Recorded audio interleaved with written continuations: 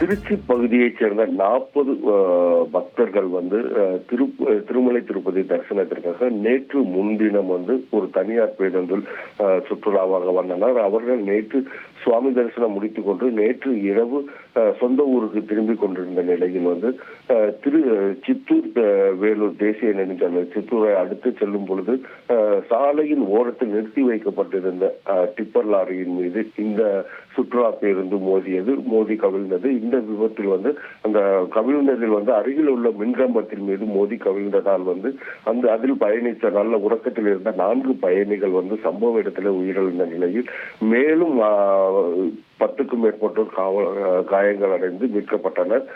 மீட்கப்பட்டதில் 6 பேர் தீவிர படுகாயங்களுடன் மீட்கப்பட்டு வேலூர் உள்ள சிஎம்சி மருத்துவமனைக்கு மேல் சிகிச்சைக்காக அனுப்பி வைக்கப்பட்டுள்ளனர்.